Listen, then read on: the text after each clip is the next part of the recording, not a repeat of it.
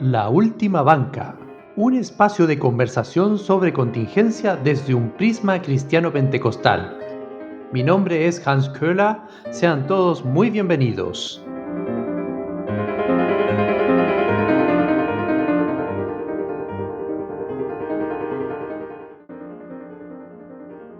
Hola y bienvenidos a un nuevo episodio de La Última Banca. ¿Cómo estás, Daniel? ¿Cómo has estado?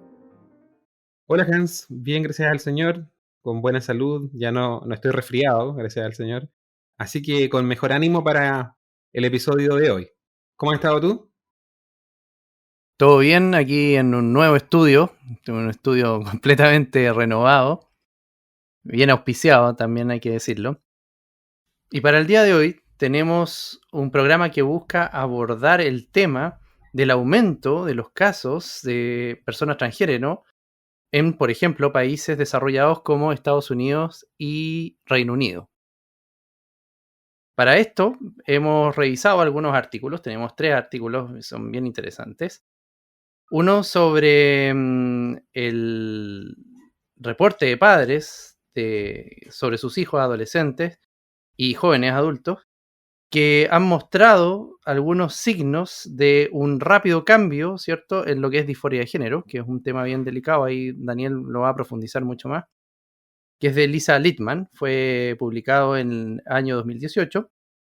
Y referente también en parte tiene que ver con este artículo, tenemos una noticia más bien que fue publicada en la revista Science, una revista de importancia, de mucho impacto también a nivel científico, que habla sobre la identidad transgénero y la tormenta que generó, digamos, el artículo de Littman. Y finalmente, otro artículo, más bien no es un artículo científico, sino que es un libro que vamos a mencionar tangencialmente, no nos vamos a enfocar, digamos, a hacer una reseña del libro. Es el libro de Abigail Shrier, que tiene un título llamado Irreversible Damage, o sea, daño irreversible, que fue publicado en 2020. Eso más o menos tenemos para el día de hoy. No sé, Daniel, si quisieras complementar esta introducción. Claro, bueno, voy a repetir un poco lo que tú ya dices. El artículo central acá, que vamos a darle mayor importancia y que vamos a darle una revisión un poquito más acabada, es el de Lisa Littman.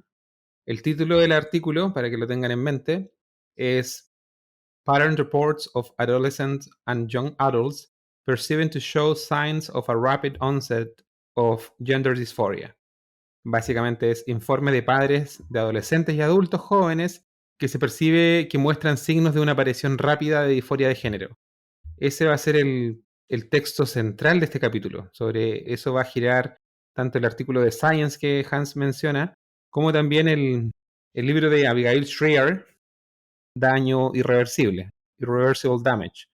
Así que llegado el momento voy a desarrollarlo yo esa parte, destacando al artículo central, viendo cuál fue la metodología, cómo se recogió la información, cuáles son las conclusiones más importantes, cuáles son los resultados más relevantes, que creo yo que son de capital importancia considerando lo delicado que es el tema de la disforia de género y lo delicado que son los tratamientos, que fue lo que hablamos en el episodio pasado.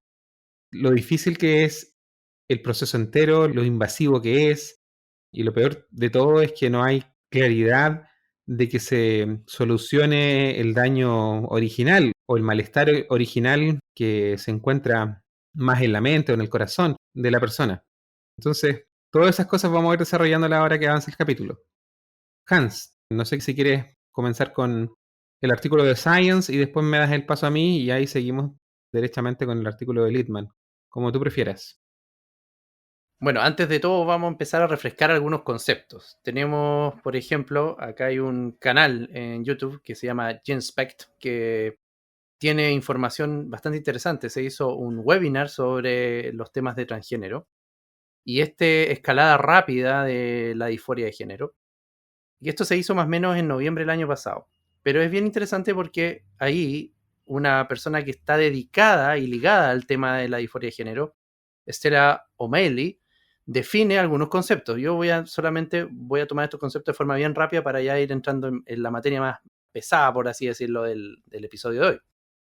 Primero, ¿a qué se refiere cuando se habla del mundo trans? De acuerdo a O'Malley, trans es un concepto paraguas para describir a personas cuyo género no es el mismo que su sexo biológico o que su género se encuentra en disconformidad con su sexo biológico. Eso en lo general. Luego, define que disforia de género corresponde a una incomodidad psicológica que resulta de una incongruencia entre el sexo biológico de una persona y el sentir de su identidad de género. Sin embargo, la disforia de género es una condición diagnosticable de salud mental y lo tiene que hacer un psiquiatra. Esto ya lo habíamos comentado antes, pero solamente estoy refrescando estos conceptos.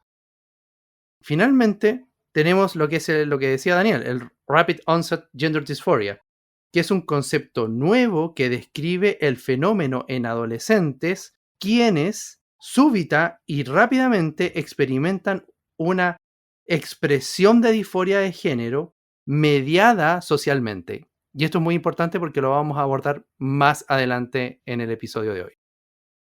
Ahora, en este artículo de Science que yo les comentaba, que se llama Rapid Onset of Transgender Identity Ignites Storm, lo que se explica ahí básicamente, y hay un gráfico muy bonito, vamos a dejar el link abajo en la descripción para que lo puedan ver por ustedes mismos, y Daniel también lo explicaba en el episodio pasado, es que existe un aumento importante, por lo menos en Reino Unido, desde el año 2009 hasta el año 2016, en los que son estos casos de personas transgénero. ¿Por qué existe esta preocupación? Es porque ya no es solamente en el grupo de adolescentes, que también está dentro de lo que se enmarca en el gráfico que está en el artículo, sino que también se ve un importante aumento y exponencial, casi, desde el año más o menos, no sé, 2011 y el 2014 exacerbado, de niños que ahora tienen esta tendencia transgénero. Entonces, vamos haciendo un poco, decantando, digamos, este tema.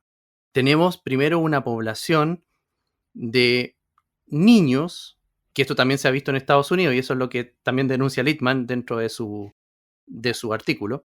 Tenemos una población muy joven que empieza a tener esta disconformidad entre su sexo biológico y su identidad de género.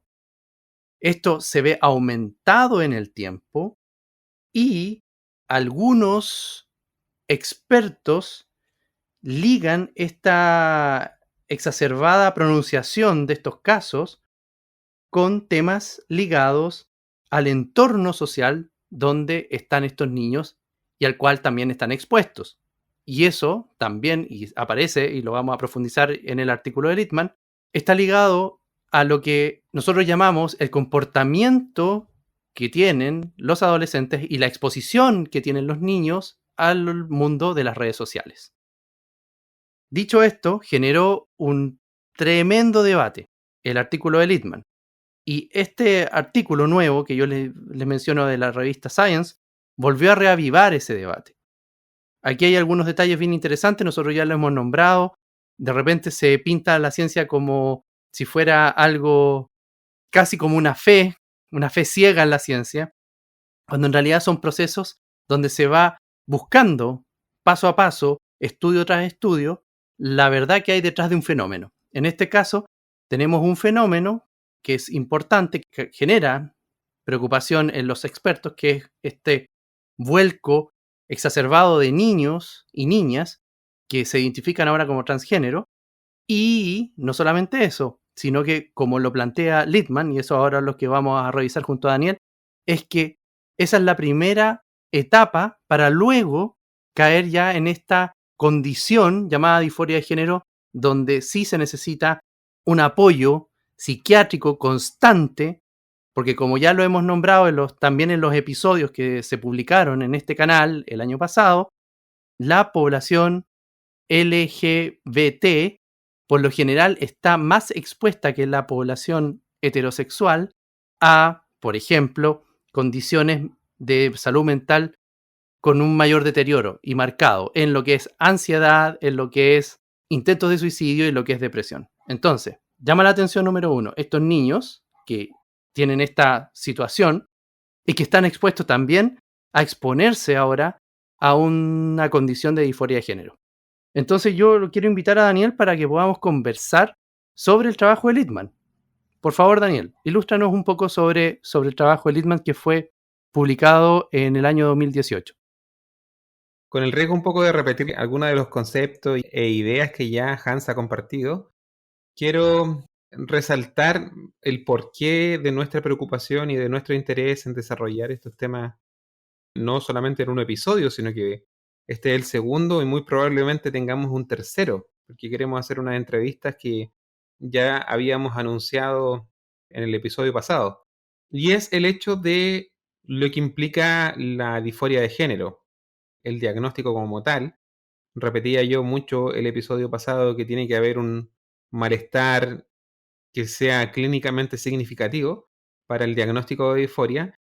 Y la disforia de género es hasta cierto punto como la puerta de entrada para todos estos tratamientos que involucran bloqueadores de la pubertad, cuando los pacientes son menores, y luego la administración de unas hormonas que no son naturales al cuerpo del paciente, y finalmente las cirugías de reasignación, que son muy, muy invasivas, es el diagnóstico de disforia de género. Eso es como, según lo que entiendo, como la luz verde para que comiencen esos tratamientos.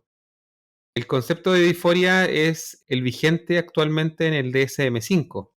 El concepto anterior que se utilizaba era el trastorno de la identidad de género. Ese era el concepto utilizado en el anterior DSM, pero lo que se usa ahora y que está actual, repito esto porque vi por ahí en una cuenta de YouTube que decían que hablar de disforia de género está obsoleto, cuando, según lo que entiendo yo, no ha habido una actualización al DSM-5 y el DSM-5 viene siendo el último manual. ¿Qué son los DSM? Importante también mencionar esto. Son manuales por los cuales se ciñen los psiquiatras. Es el manual de diagnóstico estadístico de los trastornos mentales. Eso es básicamente el DSM.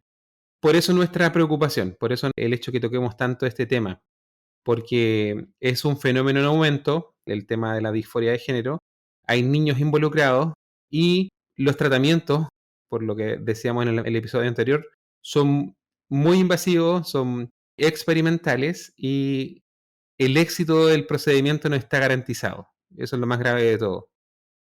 Antes de que comenzáramos a grabar, le comentaba a Hans que estos tratamientos parten con una persona con un problema que se aloja más que en su cuerpo físico, quizás en su mente, o los que somos cristianos podemos hablar quizás un problema del espíritu, del alma, algo que está más en la mente del paciente y que llega al principio del tratamiento con un cuerpo sano y luego de todos estos tratamientos invasivos, al final del tratamiento termina con un cuerpo muy dañado, con un cuerpo posiblemente con daños irrecuperables. Por eso el título del libro, Daño Irreversible, yo creo. Y también no garantiza que el problema original que estaba en la mente, en el corazón, desaparezca. No hay una certeza completa. Por eso nuestra insistencia, eso quiero más que nada dejar bastante claro antes de entrar derechamente en un paper que puede sonar un poco más frío, porque vamos a ver datos, vamos a ver resultados con porcentaje y eso puede ser un poco frío para las personas que nos escuchan, pero estas son las motivaciones detrás, estas son nuestras preocupaciones como cristianos, como papás también. Así que eso. Ahora pasemos al paper principal de Lisa Littman. Vamos a pasar a darle una revisión muy general al paper principal de Lisa Littman. El título ya se los di en inglés, así que se los repito en español.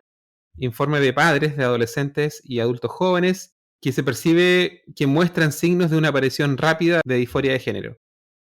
¿Qué es lo que ve este paper antes de ponerme a leer? Yo, no sé si Hans ya lo mencionó o lo menciono yo. El problema de la disforia de género siempre fue un problema muy, muy menor, hasta hace 10 años atrás por lo menos, muy poco frecuente. Se presentaba esta incongruencia entre el sexo biológico y el sexo que el paciente se percibía. Se presentaba a temprana edad, era persistente en el tiempo y se presentaba mayoritariamente en niños. o biológicamente varones, para que se entienda la gente que pertenece a este mundo. Esa era como la situación anterior a lo que vino a reportar y a poner en la palestra Lisa Littman.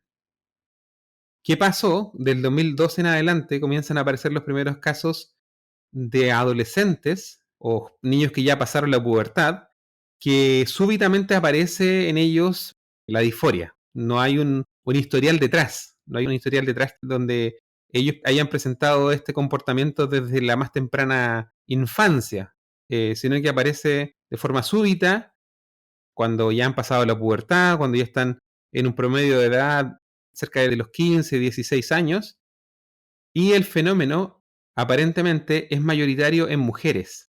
Eso fueron las observaciones de Lisa Littman. Así que por eso la importancia de este paper, por eso la importancia de este trabajo. Ahora sí, entramos directamente a lo que es el paper. Quiero mencionar dónde está afiliada la autora de este paper, porque luego de ser publicado vino una persecución, una cancelación, como es muy común con estos grupos de activismo, que el activismo queer es especialmente agresivo, es especialmente violento, y Lisa Littman, luego de la publicación de este paper, obviamente fue perseguida hasta ser despedida por la universidad donde trabajaba. Ella pertenecía al Department of Behavioral and Social Science de Brown University School of Public Health. A esa casa universitaria ella estaba afiliada hasta después de la publicación del paper. Bueno, ¿cuáles son los antecedentes que ella maneja? Primero, en foros en línea, los padres informaron que sus hijos parecían experimentar un inicio repentino y rápido de disforia de género, apareciendo por primera vez durante la pubertad o incluso después de la finalización de la pubertad. Segundo antecedente, los padres describen que el inicio de la disforia de género parecía ocurrir en el contexto de pertenecer a un grupo de compañeros en el que uno, varios o incluso todos los amigos se habían vuelto personas con disforia y se identificaban como transgénero durante el mismo periodo de tiempo. O sea, era como un fenómeno grupal. El tercer antecedente, los padres también informaron que sus hijos exhibieron un aumento en el uso de las redes sociales e Internet antes de la revelación de una identidad transgénero. Esos son los antecedentes que manejó la autora. Ahora, ¿cuál es el propósito del estudio que ella realizó? Dice, el propósito de este estudio fue recopilar datos sobre las observaciones, experiencias y perspectiva de los padres sobre sus hijos adolescentes y adultos jóvenes, a los que se define como AYA, la sigla en inglés, que muestran signos de un aparente inicio repentino o rápido de la disforia de género que comenzó durante o después de la pubertad. Eso que les comentaba al principio, es un fenómeno bastante nuevo. Creo que no hay antecedentes como estos antes del 2012, así que no tiene ni siquiera 10 años este fenómeno. La idea del paper es desarrollar una hipótesis sobre los factores que puedan contribuir a la aparición y o expresión de la disforia de género en este grupo demográfico. ¿Cuál fue la metodología que se utilizó? Para este estudio explorativo y descriptivo, básicamente se utilizaron una encuesta que estuvo focalizada en 3 sitios web, una encuesta de 90 preguntas, focalizada en 3 sitios web donde los padres habían informado sobre la aparición repentina o rápida de la disforia de género en sus hijos adolescentes o adultos. La encuesta estuvo activa entre el 29 de junio del 2016 y el 12 de octubre del 2016, durando 3,5 meses, 3 meses y medio. Los criterios de elegibilidad del estudio incluyeron la respuesta de los padres de que su hijo tuvo un inicio repentino o rápido de disforia de género y la indicación de los padres de que la disforia de género de su hijo comenzó durante o después de la pubertad. Esos fueron los criterios que se utilizó durante este estudio. Básicamente se recogió la información de padres de 3 sitios web puntuales, principalmente de Estados Unidos e Inglaterra. Se les entregó una encuesta y esos padres respondieron estas 90 preguntas. Así fue como se obtuvo esta información. Hans, dime. Bueno, nosotros siempre lo hemos dicho, todos estos estudios, sobre todo en estas áreas tan incipientes de la ciencia, tienen ciertas falencias. Uno de los ataques que recibió justamente este estudio es que era una encuesta, básicamente, y como que no buscaba algo más profundo, una metodología más sólida. Pero quiero hacer énfasis también en esto, en lo que mencionó Daniel. Este es un estudio exploratorio y descriptivo, es un estudio inicial. Antes de esto no había muchos antecedentes. Entonces, es muy importante poder contar con estos estudios para empezar a profundizar en esta área y ver qué es lo que está pasando, en este caso, en estos adolescentes y en estos adultos jóvenes. Ahora le voy a pedir a Daniel que nos vayamos a los resultados para ir entendiendo qué fue lo que arrojó este estudio. Ok, pasamos a los resultados y a las conclusiones, para ya cerrar la parte del paper de Lisa Littman. Entonces, ¿cuáles fueron los resultados que se observaron? Hubo 256 encuestas completadas por los padres que cumplieron con los criterios de elegibilidad. Primero, los niños AYA, que era esta sigla que les decía anteriormente, Adolescent and Young Adult, adolescentes y adultos jóvenes. Los niños AYA descritos eran predominantemente mujeres biológicas, o sea, eran niñas básicamente, siendo el 82,8% de los niños AYA, con una edad media de 16,4 años en el momento de completar la encuesta y una edad media de 15,2 años cuando anunciaron una identificación transgénero.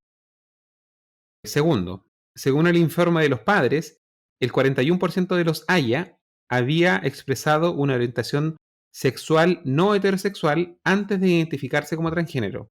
O sea, en el caso de niñas, por ejemplo, antes de hacer esta transición eran lesbianas, por ejemplo. Eso es como una identificación no heterosexual. Tercero, según los informes, muchos de los AYA habían sido diagnosticados con al menos un trastorno de salud mental o una discapacidad del neurodesarrollo antes del inicio de su disforia de género. Y ese porcentaje llega al 62,5%. O sea, el 62,5% de estos pacientes ya tenían algún trastorno de salud mental diagnosticado antes que comenzaran con su identificación como transgéneros. Punto 4.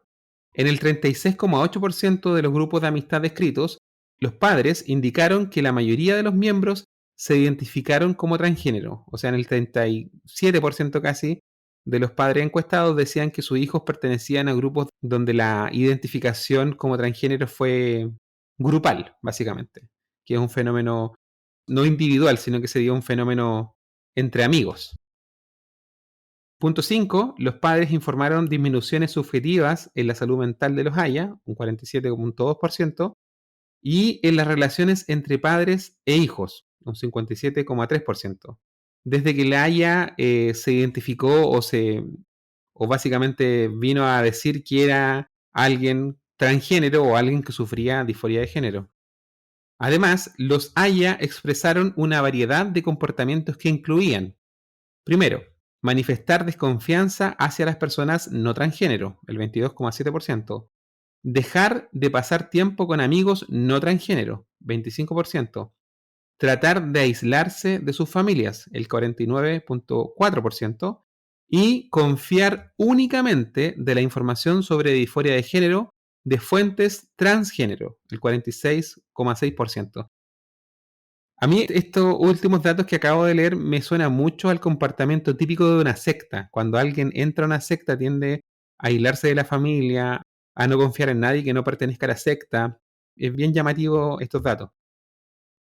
Y el último punto, punto 6, la mayoría, o sea, el 86,7% de los padres informó que junto con el inicio repentino o rápido de la disforia de género, su hijo tuvo un aumento en el uso de redes sociales o que pertenecía a un grupo en el que uno o varios amigos se convirtieron en transgénero durante el mismo periodo de tiempo. Se cumplía lo primero o ambas cosas a la vez. O sea que estaba mucho en redes sociales o su hija estaba en un grupo donde más amigas se identificaban como transgénero. Esos son los resultados. Y la conclusión final, muy de la mano con lo que Hans ya había comentado, este estudio descriptivo y exploratorio de los informes de padres proporciona información valiosa y detallada que permite generar hipótesis sobre los factores que pueden contribuir a la aparición o expresión de la disforia de género entre los Aya. Las hipótesis emergentes incluyen la posibilidad de una nueva subcategoría potencial de disforia de género, conocida como disforia de género de inicio rápido, que aún no se ha validado clínicamente, y la posibilidad de influencias sociales y mecanismos de afrontamiento desadaptativos. El conflicto entre padres e hijos también puede explicar algunos de los hallazgos. Se necesita más investigación que incluya la recopilación de datos de los Aya, de los padres, de los médicos y de terceros informantes para explorar más a fondo los roles de la influencia social, los mecanismos de afrontamiento desadaptativos, los enfoques de los padres y la dinámica familiar en el desarrollo y la duración de la disforia de género en adolescentes y en adultos jóvenes. Todo lo que le acabo de compartir es casi la introducción del paper. Es un paper bastante largo, son como 40 páginas. Pero obviamente este podcast busca a ustedes darles pinceladas, explicaciones muy generales y por sobre todas las cosas darles bibliografía para que ustedes vayan a las fuentes, las lean y saquen sus propias conclusiones. Hans. O sea, por mi parte, a mí me parece interesante y las conclusiones, bueno, los resultados también bien contundentes. Hay un tema que me llama mucho la atención, que es esta disociación entre la relación que tienen los hijos con los padres y cómo, como tú lo explicabas, que es como entrar a un grupo de personas que te generan una influencia a tal punto de que se rompe esta discordancia entre lo que previamente se sentía. Hay que recordar que el tema de transgénero es una incongruencia entre lo que se es y lo que se siente ser. En este caso, sexo biológico versus yo me siento otra cosa, me siento parte de otro género. Y ahí es donde estos grupos sociales tienen esta influencia muy grande. Entonces, tenemos a una persona, a un adolescente, por ejemplo, aislado, que consume mucho internet en el sentido de interactuar con estos grupos, que lo siguen aislando más, los padres sin poder tener un contacto directo con él, y esto es algo que creo yo es muy relevante, sobre todo para los que somos padres. Bueno, y todavía me falta un camino por recorrer para llegar hasta el punto de la adolescencia, pero creo yo que es muy importante el tema de la búsqueda de identidad que tienen los adolescentes y cómo la encuentran en estos grupos. Y eso creo yo que es un gran tema que se puede analizar o que se debe analizar. No sé, Daniel, si tú estás de acuerdo conmigo en este aspecto. Es un tema bien complejo. No es tan extraño que los adolescentes busquen identidad. O sea, yo creo que en todas las generaciones ocurre eso de que tratan de generar alguna identidad que les permita tener ese sentimiento de pertenencia. Recuerdo cuando yo estaba en la enseñanza media, se daba mucho en torno a la música. Dependiendo de la música que uno escuchaba, era la forma como se debía comportar y el grupo de amigos con el que te juntabas también. Entonces siempre ha estado esto, pero el problema es cuando eso que te genera sentimiento de pertenencia es algo dañino. Por ejemplo, se dieron modas que la escritora del libro Irreversible Damage, Daño Irreversible, ella coloca como ejemplo, donde se dieron fenómenos como las brujas de Salem, me parece que es el primero que utiliza. Luego da el ejemplo de cuando algunas décadas atrás se puso común el tema de la anorexia o la bulimia. De hecho, en el paper Littman cita el caso de la anorexia.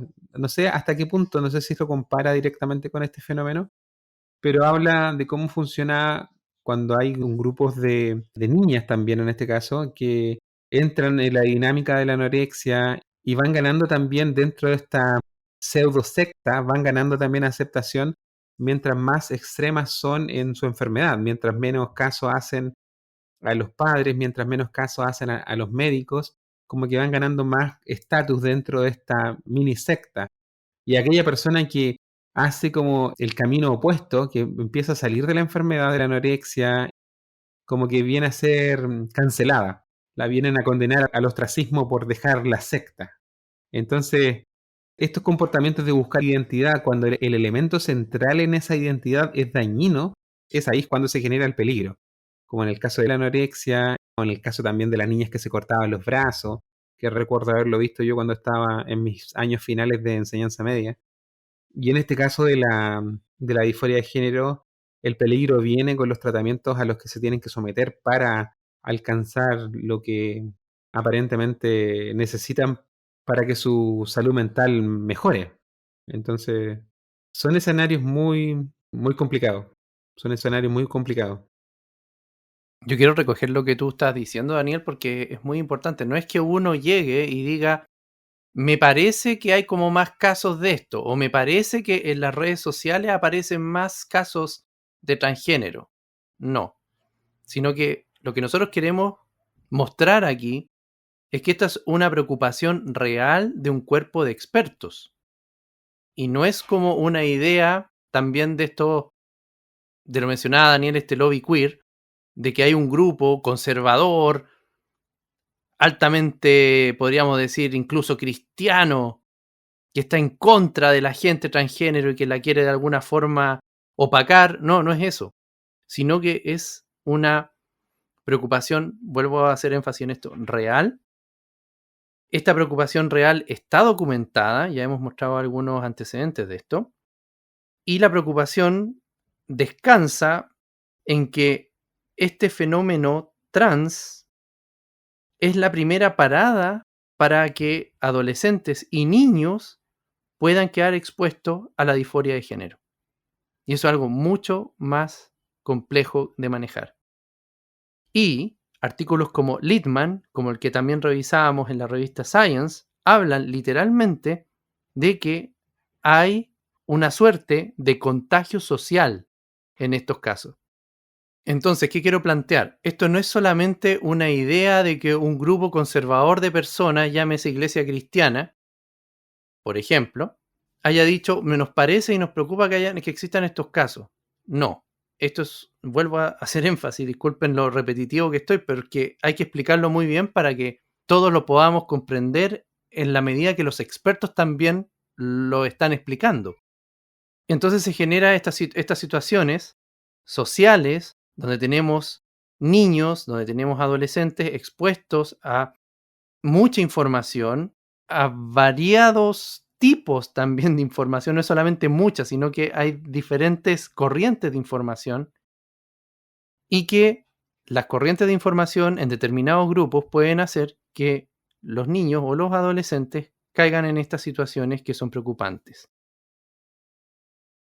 Quiero recordar también, y aprovecho este espacio, para recordarles que de acuerdo a los estudios de Lawrence Mayer y McHugh, que nosotros hemos estado viendo ya desde hace un tiempo hasta la fecha, se describe la identidad de género como un fenómeno, como una tendencia que es elástica y plástica. Es decir, un niño que empieza a generar este interés en una determinada etapa de su vida no significa que va a llegar a la edad adulta propiamente con el mismo sentir, o mejor dicho, con el mismo disentir.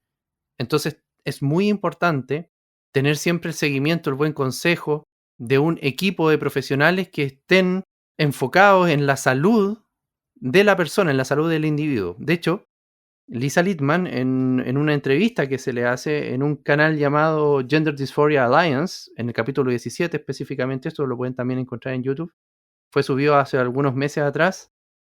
Lisa Littman dice que en donde hay que poner el énfasis es en el bienestar de estas personas, más que en enfocarse en quién tiene o no tiene la razón.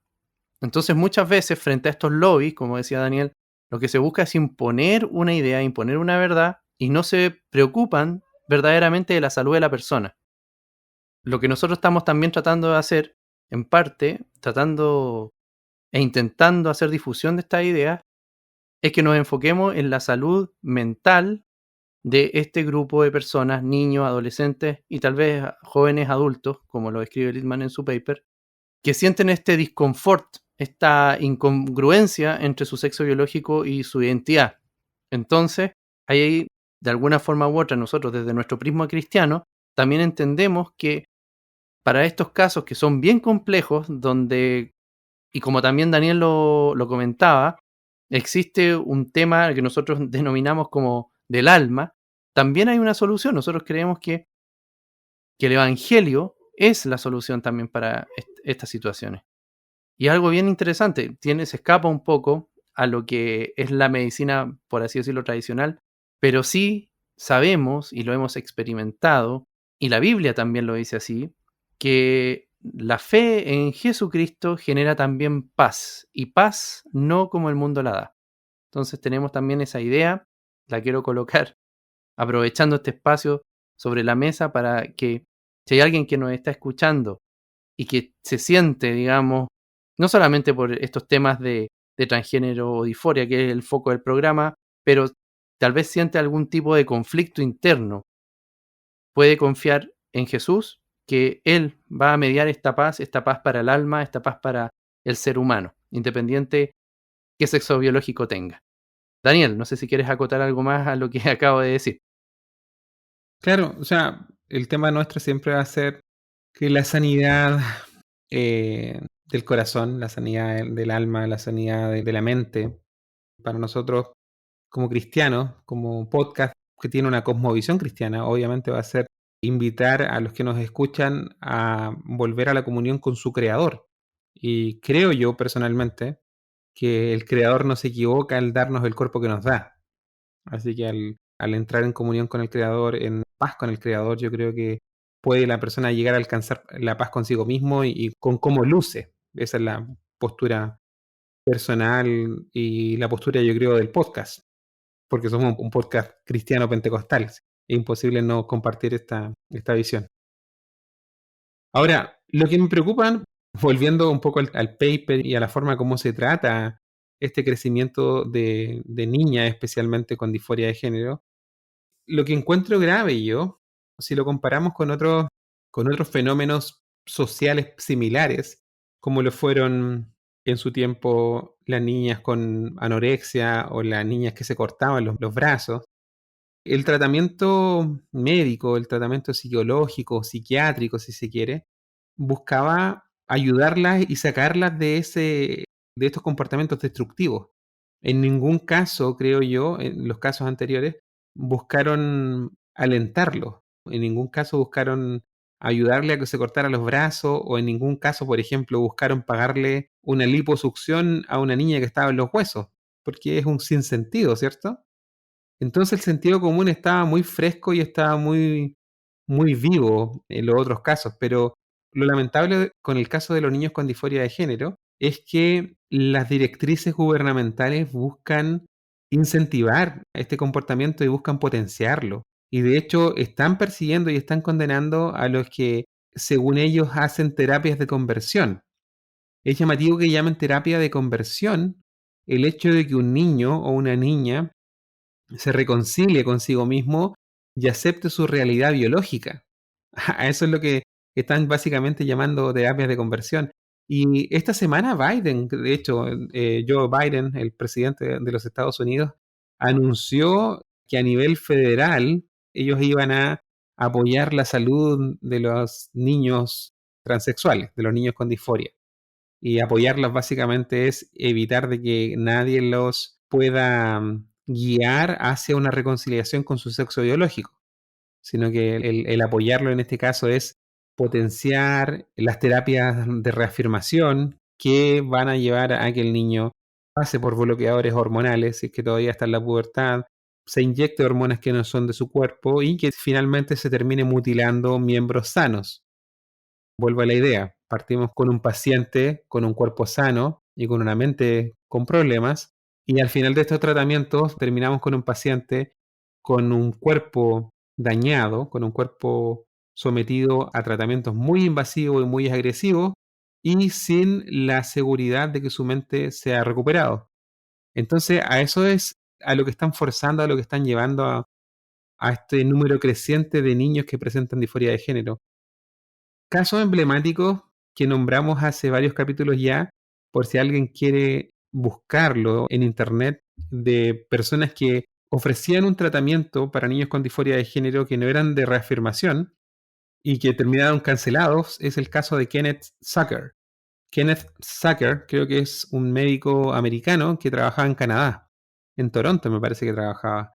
Y él tenía la idea de que se tenía que considerar en las terapias la posibilidad de que los niños con el tiempo pudiesen superar la identificación transgénero. De hecho, en el paper que tratamos nosotros hace un año atrás casi, este médico, Kenneth Tucker, reportó que de los niños que se trataron con él, solamente 3 persistieron con su disforia de un total de 25 casos.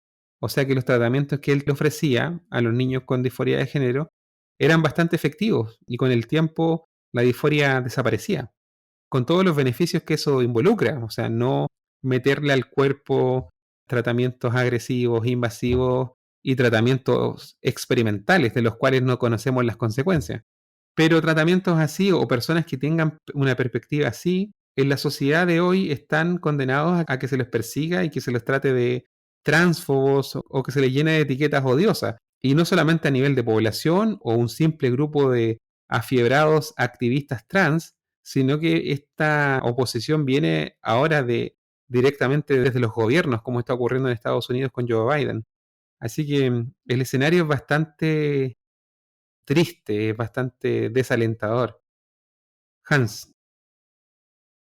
Bueno, aquí no he entrado de forma tan directa como en Estados Unidos con la noticia, que fue hace muy poco. Pero sí hay una idea de tener estos derechos sexuales y reproductivos que está dando vuelta en el ambiente y no se enfoca o no se especifica, digamos, cómo también va a abordar estos casos. Pero sí me gustaría dejar también algo en claro, que, bueno, como Daniel lo decía, personas o psicólogos, porque Zucker es un psicólogo, se necesitan para poder tratar a estas personas. Hay que recordar que este grupo de personas tiene una tendencia, producto de su condición, a caer en ansiedad, en intentos de suicidio y en depresión. Entonces, hay que enfocarse en la salud de la persona. Y creo que estas políticas ya, cuando llegan estos lobbies muy potentes y generan sinergias con los gobiernos, se alejan de tratar el problema en sí, que es la persona, que es la salud del individuo. Y se enfocan de alguna forma en dar opciones o alternativas que no están orientadas a solucionar el problema. Como decía Daniel, uno puede sentir, digamos, esta disconformidad entre el sexo biológico y el género. Y si tengo esa alternativa a disposición, puedo que se tome una decisión muy radical e irreversible, sobre todo con adolescentes o niños, que es lo que nosotros hablábamos en el programa anterior.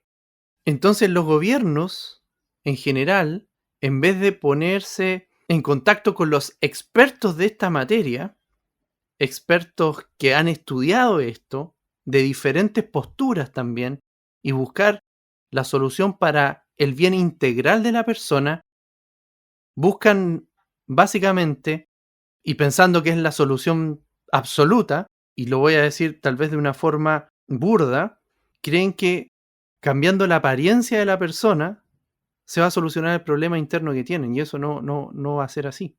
De hecho, esa es la preocupación que tienen los expertos que nosotros hoy día le hemos traído a la mesa. Y uno de nuestros objetivos también dentro de este programa es que se hablen de estos temas, que se abra la discusión.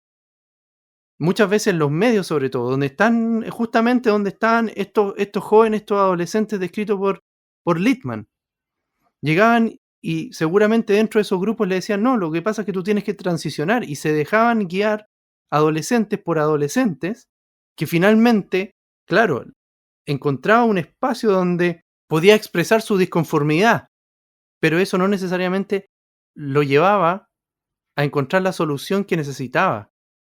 Entonces, caemos en esto, volviendo al programa anterior, a estos tratamientos radicales, irreversibles, nuevamente, es importante decir esto, irreversible, que consume tiempo, que no es un interruptor, lo conversábamos con Daniel también, no es que yo interrumpa un proceso biológico utilizando, por ejemplo, hormonas y después yo dejo de tomar y se vuelve todo atrás, eso no es tan así. Entonces los medios también tienen esta influencia sobre las personas y nos tratan de decir cosas que no son reales. Y eso también es importante poder decirlo para que las personas que verdaderamente crean que esa es la solución para su situación, también sepan cuál es el camino que les espera y que no les va a ser fácil lograr lo que ellos esperan lograr. Dicho esto, yo creo que empiezo ya por mi parte a despedir el programa y espero ver los comentarios también, ¿por qué no?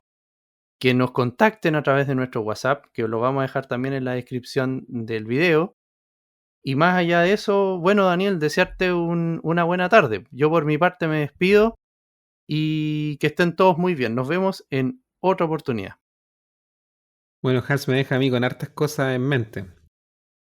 Pero para que no se saturen con nosotros y puedan escuchar este programa completo, vamos a dejar algunos temas pendientes para el próximo programa, que ya tenemos el contacto con dos mujeres biológicas que hicieron la transición a hombres transgéneros, que son Santiago y Nael. Ya tenemos el contacto, ojalá es que los tiempos nos den para poder grabar ese programa. Yo creo que va a estar bastante interesante. Son personas que no pertenecen a nuestro mundo evangélico y eso quizás lo hace mucho más interesante también, conocer básicamente lo que padecen personas que luchan con estas enfermedades, como es la disforia de género. Así que el testimonio de Nael y de Santiago yo creo que va a ser de bastante provecho, porque es desde la experiencia y porque tienen una visión bastante crítica de todo lo que son el activismo queer, el activismo LGBT, así que eso yo creo que va a ser una buena entrevista, va a ser bastante provechosa, creo yo. Dos comentarios para terminar. El primero es, obviamente, revisen los artículos que vamos a dejar en la descripción. El paper de Science, el paper de Plus One, que es donde publicó Lisa Littman, y un libro que es bastante interesante, que es El daño irreversible, Irreversible Damage. Ese libro yo creo que es bastante más digerible porque no es tan tosco, no se siente tanto como una publicación científica. Básicamente la autora, Abigail Shrier, expande la publicación de Lisa Littman y la desarrolla mucho más. De hecho, entrevista también a Lisa en el libro, cuenta un poco lo que fueron las consecuencias de la publicación de ese paper. Está muy interesante el libro. Creo que se pueden conseguir ya en español. La versión en español ya está disponible, creo que en Amazon, así que vamos a dejar también el link. Este me parece que es uno de los libros que han sido prohibidos en las bibliotecas en Estados Unidos, por lo menos las bibliotecas que pertenezcan al Estado. Así que no es que no se pueda vender, de hecho se vende y se ha vendido bastante bien, pero no pueden, me parece que estar en bibliotecas públicas, así que con mayor razón tienen que darle una lectura. Yo creo que también con eso estaría terminando, dejarlos invitados para el episodio siguiente, que si Dios lo permite va a ser una entrevista, va a ser mucho más personal, queremos entender cómo se vive todo el proceso de la disforia, cómo vive alguien con disforia, y por qué no decirlo también, invitar a todos los auditores de este podcast a orar por las personas que vamos a entrevistar. Yo creo que algo fundamental es comunicarnos con el otro, saber cuáles son las necesidades, especialmente para nosotros que pertenecemos a esta fe, a este reino, y que llevamos sobre nosotros el ministerio de la reconciliación. Es fundamental llegar a conversar con personas que viven otras realidades y que tienen necesidades por las cuales nosotros podemos interceder delante del Señor, orar por ellos. Así que ojalá que el próximo programa sea de provecho, que lo puedan escuchar también, que se sigan suscribiendo, que nos manden comentarios al WhatsApp, que compartan nuestro contenido. El capítulo anterior no tuvo tanta reproducción como esperaba. No sé si es porque el podcast ha ido bajando en reproducciones o porque derechamente YouTube contenidos como estos capítulos no los promociona mucho. Pero es importante que ustedes lo hagan llegar entre sus contactos. Así que también, ya con esto me despido, los dejo invitados cariñosamente para el próximo episodio y Dios les bendiga grandemente. Chao Daniel, nos vemos. Chao Hans, estamos en contacto. Este fue un capítulo de La Última Banca. Los esperamos en el próximo programa.